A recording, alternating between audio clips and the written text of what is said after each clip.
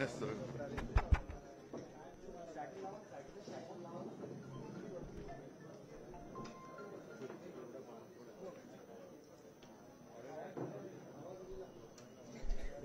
उपस्थित सर्व, आता पंचायत अशी होती की सभेच्या वेळेला बोलताना वेगळं बोलतो, पण आता सगळा हा कार्यक्रम जरा उपस्थित सर्व मुख्याध्यापक, सर्व संस्थाचालक आणि शिक्षक बांधवांनो आणि भगिनींनो, अभ्यंकर साहेब तुमचं प्रास्ताविक मी ऐकत होतो, त्याच्यानंतर आता आपलं निवेदन ऐकलं. बोलताना अभ्यंकर साहेब आपण असं म्हणालात की कार्यक्रम किती छोटा असो मोठा असो मी त्याला हो म्हणतो. याचं कारण कार्यक्रमाची साईज मी बघत नाही, कामाची साईज बघतो. कार्यक्रम छोटा असेल आणि हा काय तसा छोटा कार्यक्रम नाहीये. जर का सगळे एकत्र केले, सगळ्या संस्था, सगळे मुख्याध्यापक, तर किती विद्यार्थी होतील. म्हणजे या खोलीमध्ये किती हजारो विद्यार्थी बसलेत असं समजा. आणि आयुष्यामध्ये चांगलं शिक्षक आणि चांगलं शिक्षण हे मिळालं नाही तर काय होतं त्याचं एक आत्ता तुम्ही जो बोलला ना, ड्युटी म्हणजे मशाल आणि दिवटा म्हणजे, तर असे जे काही ड्युटे निघालेत त्यांना मशालीचं महत्व कळणार नाही आणि कळलेलं नाही. ही गंमत आहे मराठी भाषेची. आणि मला अभिमान आहे की शिवसेनेच्या माध्यमातून पहिल्या प्रथम शिक्षक मतदारसंघातून निवडून तुम्ही सर्वांनी दिलेला आपला लोकप्रतिनिधी इकडे तिकडे काही वाह्यातपणा न करता शिक्षक म्हणून विधान परिषदेत सुद्धा आणि आपल्या कामात सुद्धा एक वेगळा ठसा उमटवतोय.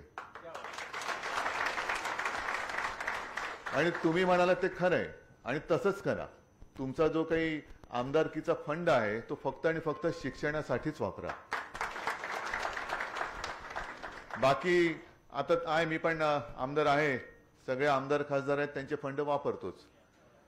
पण हे फंड विरोधी पक्षाचा आमदार किंवा खासदार म्हटल्यानंतर कशा त्यांच्या त्या मुठी आवडल्या जातात किंवा नाड्या आवडल्या जातात हे आपण वृत्तपत्रातून वाचतोय. आता तर कहर म्हणजे त्यांच्यातच आपापली नसा आवडण्यास सुरू झालेले आहे.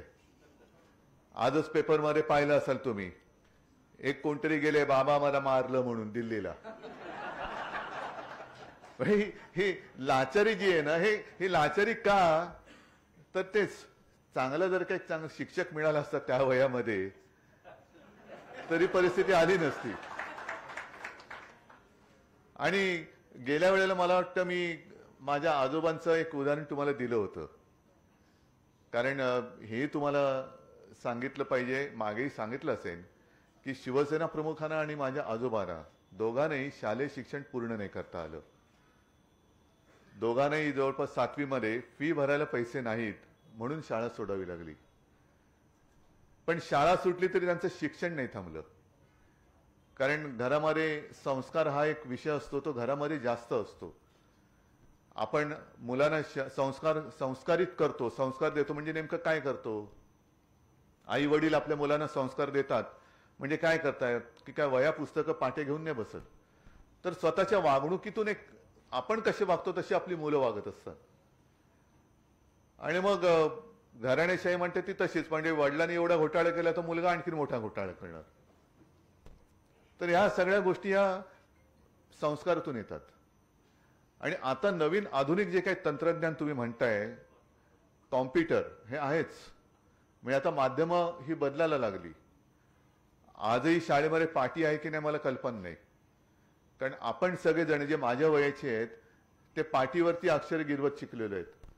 आणि बहुतेक आपली अक्षरं हे आपल्या आईने आपला हात हातात धरून गिरवून घेतलेली आहेत, म्हणून तिला मातृभाषा म्हणतो आपण.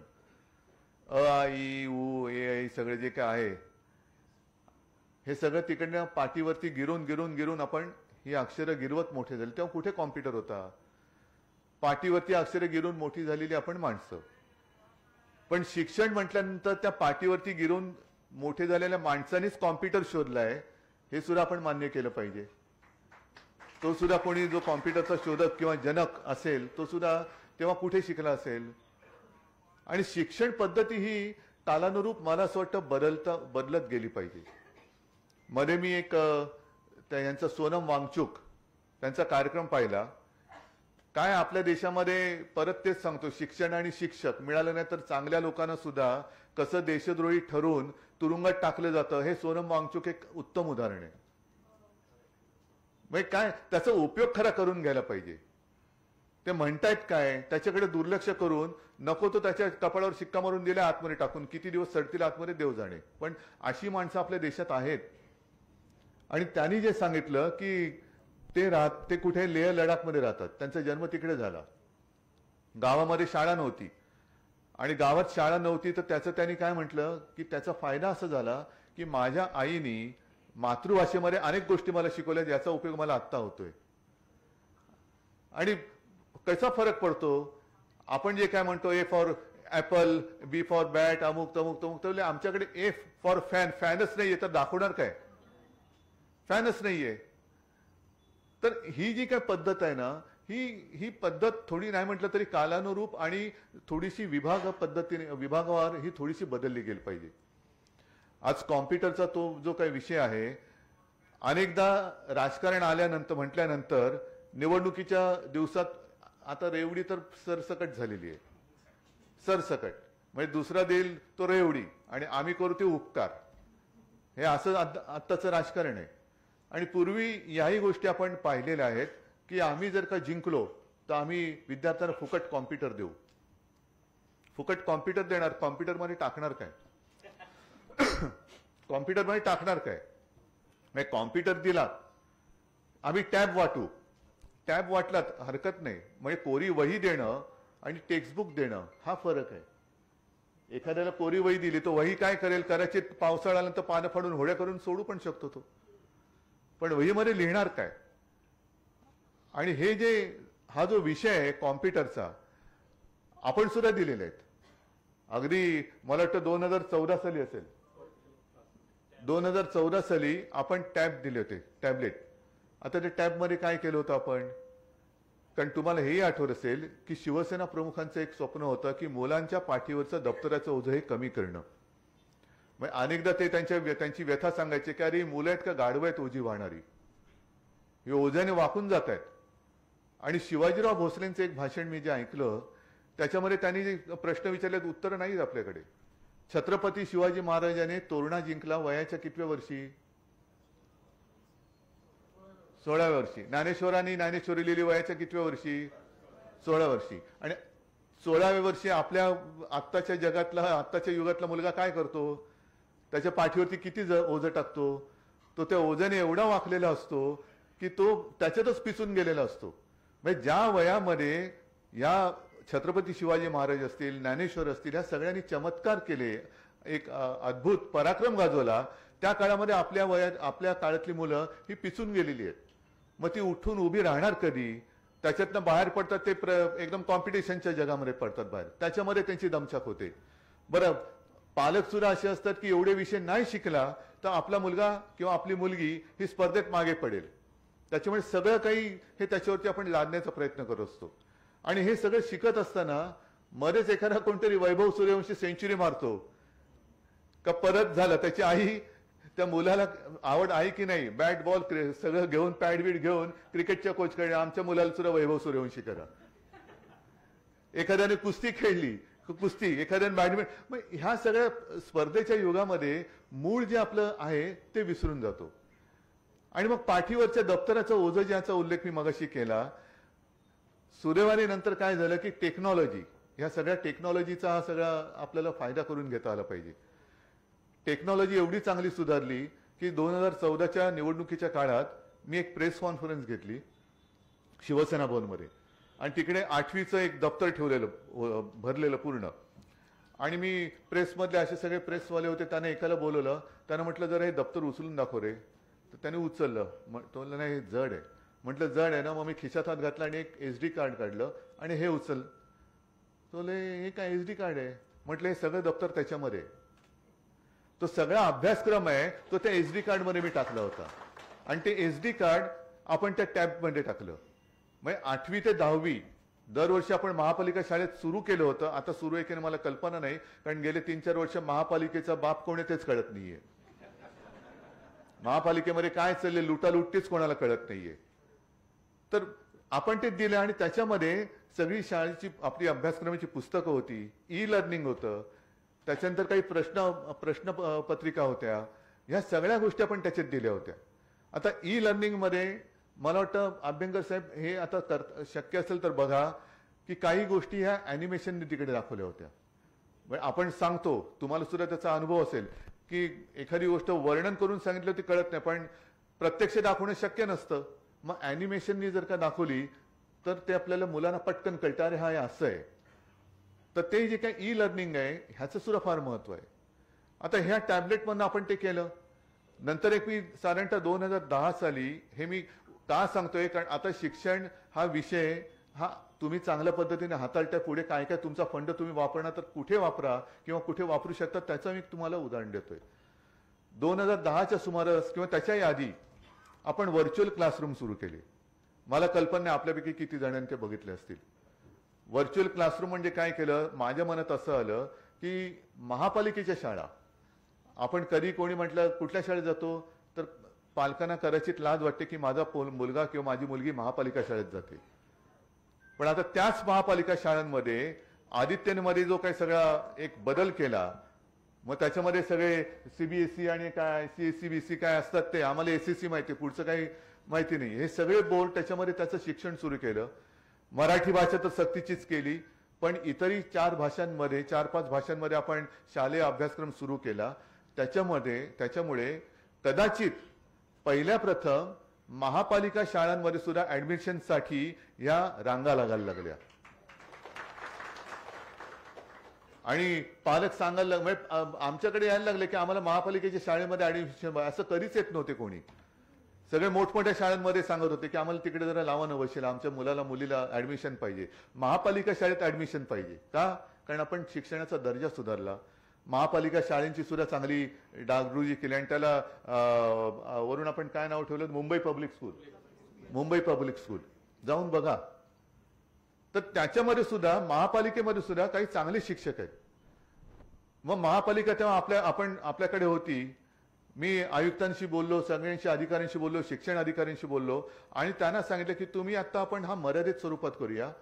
10वीच्या विद्यार्थ्यांना तुम्ही 10वीचे जेवढे वर्ग आहेत त्याच्यात तुम्ही तुमच्या शाळांमधला प्रत्येक विषयातला एक तज्ञ चांगला शिक्षक निवडा आणि एकच शिक्षक त्याला आपण एक स्टुडिओ करून दिला आणि स्टुडिओतनं तो त्या 10वीच्या विद्यार्थ्यांना तो शिकवायला लागला सगळ्यांना.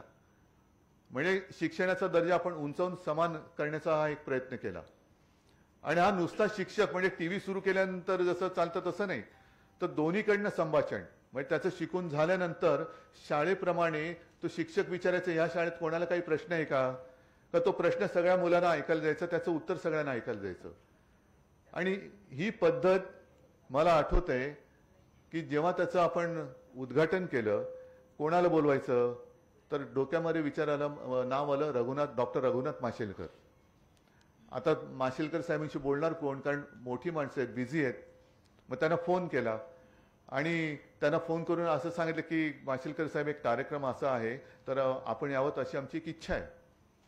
तर मला त्याने सांगितलं की ठीक नाही मी येणार, पण मला जरा वेळ आणि कार्यक्रम काय आहे ते दिवस आणि वेळ जरा सांगाल तर बरं होईल. म्हणून माझ्याबरोबर मला वाटतं आदेश बांदेकर होते. आदेश बांदेकरना म्हटलं आदेश जरा तुम्ही प्लीज समजून सांगा. आदेशने त्याला एक 2-3 मिनिटं समजून सांगितल्यानंतर आदेश अरे नाही थांबा तुम्ही उद्धवजींशीच बोला. म्हटलं काय झालं, चिडलेत काय झालं. तुम्ही फोन घेतला, मला म्हणाले उद्धवजी तुम्ही विश्वास ठेवणार नाही, जे मी आता लिहितोय ते तुम्ही करताय, मी आता माझी डायरी बघणार नाही, मला वेळ आणि ठिकाण सांगा, मी आलो. आणि ते आले. तर या सगळ्या ज्या काही गोष्टी आहेत ना, या आपणच पुढे नेल्या पाहिजेत.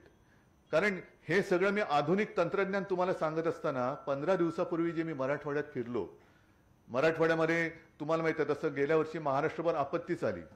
म्हणजे एवढा पाऊस पडला की यापूर्वी म्हणजे मराठवाड्यातले साधारणतः 70-80-90 वर्षाचे शेतकरी मला सांगत होते की एवढा पाऊस आम्ही आमच्या आयुष्यात कधी पाहिला नव्हता. एवढा पाऊस आला म्हणजे काही ठिकाणी नदीच्या पात्रातून पाण्याचे लोटच्या लोट जे आले ते जमिनीच वाहून गेल्या. म्हणजे घरदारं वाहून गेली, जमीन वाहून गेल्या, जमिनीवरचे माती वाहून गेली, खडक सगळे गोटे हे सगळे वरती आले. आणि मग अशा परिस्थितीत शेतकरी विचारायला लागला की खायचं काय. मग त्यांना धीर देण्यासाठी जो काय मी फिरलो आणि शेतकऱ्यांना मी सांगितलं तुम्ही बोला, तुमचं काय म्हणणं आहे. तर त्याच्यात एक महिला उभी राहिली आणि उद्वेगाने बोलली. ते सगळ्या परिस्थितीचं तिने वर्णन केलं आणि तिने सांगितलं की असं म्हणतात की मुलींना फुकट शिक्षण आहे, पण माझ्या मुलींना तिकडे शिकवायला गेलं तर त्याच्यासाठी फी भरायला लागते. आम्ही आमच्या घरामध्ये आता काय नाहीये, शिकायचं कसं, मला मुलीला शिकवायचंय. काय म्हणजे ती उद्वेगाने बोलत होती, डोळ्यात पाणी पण होतं, एक राग पण होता, उद्वेग पण होता, शल्य पण होतं. आणि मग आपण एक हे केलं की त्या महिलेच्या मुलीच्या शिक्षणाची जबाबदारी आपण शिवसेनेने घेतली.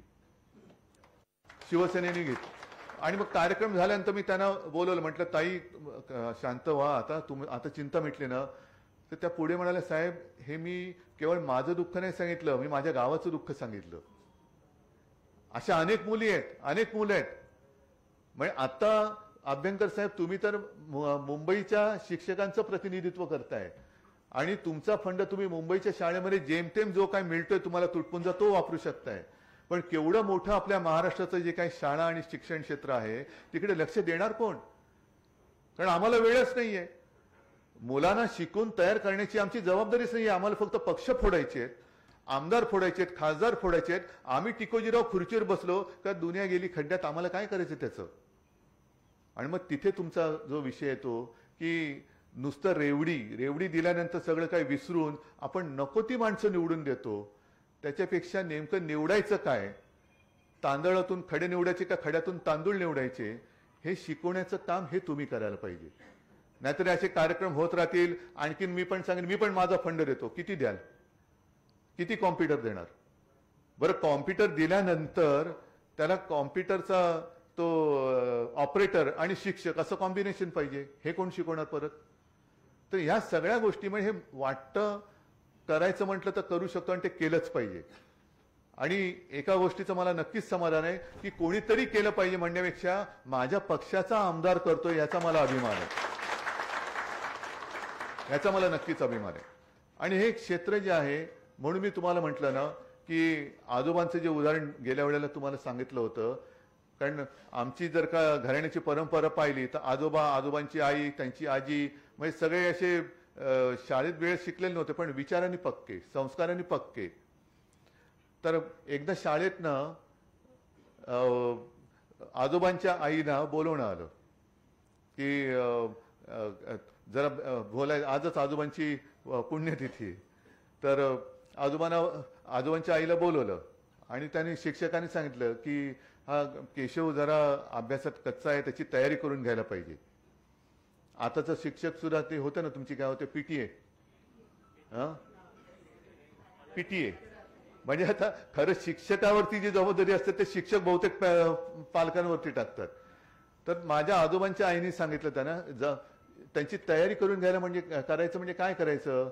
आम्ही शाळेमध्ये धोंडा पाठवत असतो, त्याला शेंदूर फासायचं काम तुम्ही करायचं असतं, आम्हाला नाही सांगायचं. मग आम्ही शाळेत त्याच्यासाठी पाठवतो आणि शाळेत पाठवल्यानंतर शिक्षक जर का सांगत असतील की याची तयारी करून घ्या, मग तुम्ही कशाला आहात. तर हे जे काय आहे ना, पालकांनी पालकांचं काम करावं. चांगली शाळा, चांगला शिक्षक, चांगले संस्कार हे पालकांनी द्यायला पाहिजे. पण चांगले शिक्षण आता त्याच्यात परत असं आहे की कॉम्प्युटरच्या युगामध्ये पूर्वी आता सगळ्या गमती जमती आहे. प्लॅनचेट प्रकार माहिती आहे का तुम्हाला. अरे हो, सगळ्यांनाच माहिती आहे. आता त्याच्यात असं म्हणतात की ते असं ते म्हटलं का आत्मे येतात, बरोबर ना. इंटरनेट काय आहे,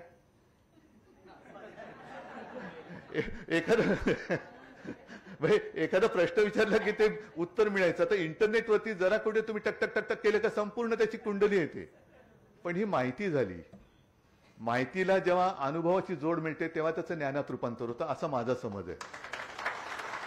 आता त्या माहितीच्या आधारावरती त्याचं ज्ञानात रूपांतर करून त्याच्या चांगल्या मूर्त्या घडवण्याचं काम हे करणं हे तुमचं काम आहे. आणि या कामासाठी आमच्याकडनं जे लागेल, ज्या वेळेला लागेल ते आम्ही यथाशक्ती केल्याशिवाय राहणार नाही, एवढं एकच वचन तुम्हाला देतो आणि शुभेच्छा देतो. जय हिंद, जय महाराष्ट्र.